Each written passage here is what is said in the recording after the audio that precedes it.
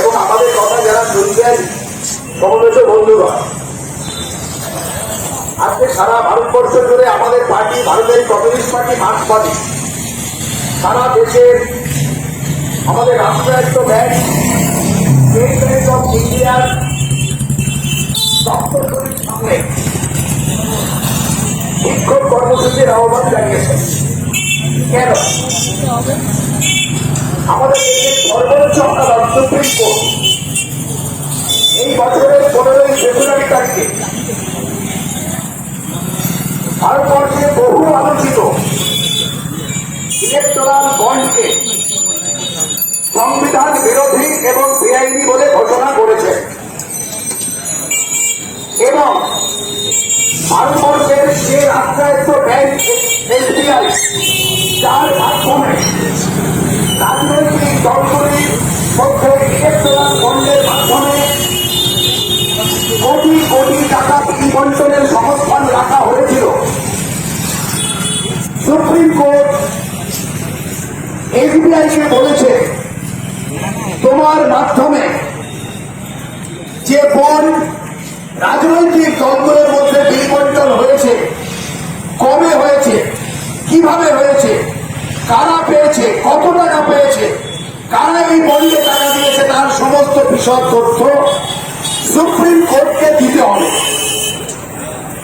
SBI supreme কোর্টে আবেদন করে তাদের সময় দেওয়ার জন্য। সুপ্রিম কোর্ট এসবিআই এর আবেদন খারিজ করে দিয়ে আজকে বিকেল 5টার মধ্যে সুপ্রিম কোর্টে সমস্ত তথ্য জমা দেওয়া চূড়ান্ত সময়সীমা নির্ধারণ করেছেন।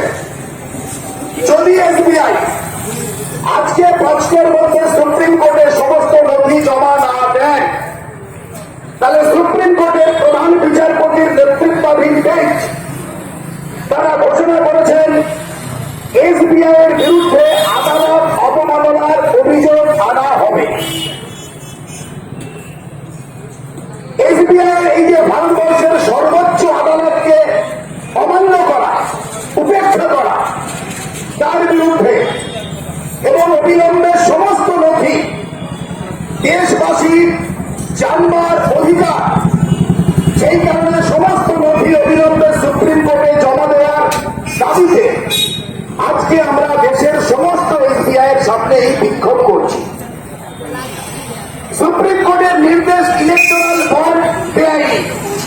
কি এই ইলেকট্রাল বন্ড যা নিয়ে দেশে এত হইচই?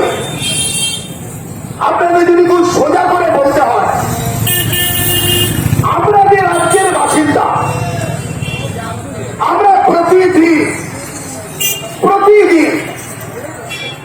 পশ্চিম বাংলায় অনেক কিসিমের যে দুর্নীতি দেখছি, যে দুর্নীতি দেখতে দেখতে মানুষের মনোজগতে একটা কথা জায়গা করেই দিয়েছে। চোর আক্রমণ সমর্থক, চিটিংবাজি আক্রমণ সমর্থক, লুট আক্রমণ সমর্থক। কেন? হরেক কিসিমের চুরি, হরেক কিসিমের লুট, গরু পাচার, সোনা পাচার, বেআইনি ভাবে কয়লা পাচার, পাথরের গাড়ি থেকে বেআইনি ডিসিআর আমাদের নবান্নে, যে কারণে হাইরোড সবসময় অবরুদ্ধ, চাকরি চুরি, রেশন চুরি, এগুলোকে আমরা কি আখ্যা দিয়েছি? এটা দুর্নীতি কেন? এটা বেআইনি বলে। এই কাজগুলো সব বেআইনি। আমরা সেই কারণে বলেছি সব চোরকে ধরো, জেলে ঢোকাও। আমাদের দেশের প্রধানমন্ত্রী সংসদের সংখ্যা গরিষ্ঠতার জোরে এই দুর্নীতিকারী আইনীকরণ করে নিয়েছেন। ব্যাপকতম রাষ্ট্রীয় দুর্নীতি যা আইন সিদ্ধ করেছেন বলি লোকসভায়, এমপি বেশি সেই জোরে। সেই বৃহত্তম দুর্নীতিটার আরেকটা নাম হচ্ছে ইলেকটোরাল বন্ড। 2017-18 সালে তখন আমাদের দেশের অর্থমন্ত্রী ছিলেন অরুণ জেটলি, প্রধানমন্ত্রী যথারীতি নরেন্দ্র মোদী। সে বছর লোকসভায় 17-18 সালের যখন বাজেট রাখা হয় তখন আর্থিক বিল 2017 এই নামে এই ইলেকট্রাল বন্ডের একটা প্রস্তাব লোকসভাতে অরুণ জেটলি রাখেন। ইলেকট্রাল বন্ড বলে কেন রাখতে পারেননি? ইলেকট্রাল বন্ড বলে কোন বন্ড আমাদের দেশের সংবিধানের 110 নম্বর অনুচ্ছেদ অনুসারে রাখা যাবে না, এটা বেআইনি। তাই সরকার ভুল পথে 2017 ফাইন্যান্স বিল, 2017 আর্থিক বিল নামে ওই বাজেটের সঙ্গে একটি বিলের প্রস্তাব অরুণ জেটলি রাখেন। কি তাকে বলা হয়? বলা হয় ভারতবর্ষের যারা কর্পোরেট বৃহৎ পুঁজির মালিক যারা, তারা রাজনৈতিক দলগুলোকে বিশেষ করে নির্বাচনের সময় তাদের খবর চলানোর জন্য একটা চাঁদা দেবে। মোদীর অর্থমন্ত্রী তখন চুক্তি দিলেন এইভাবে যদি চাঁদাটাকে আইন করা যায় তাহলে নির্বাচনের দুর্নীতিটা কমে যাবে। এবং ওই বিলে বড় হলো কারা টাকা দিচ্ছে,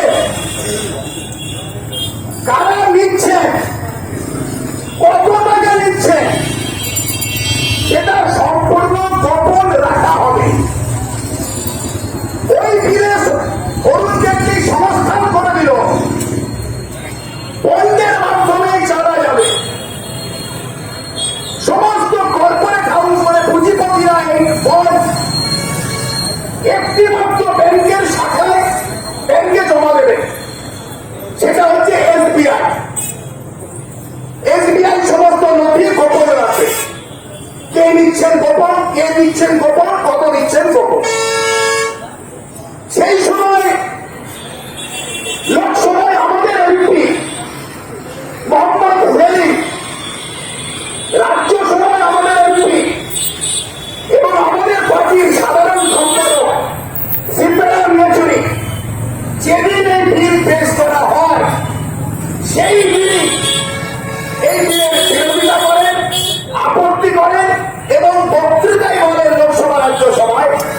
এর মাধ্যমে সরকারিভাবে রাজনৈতিক দলগুলোকে দুর্নীতিগ্রস্ত হয়ে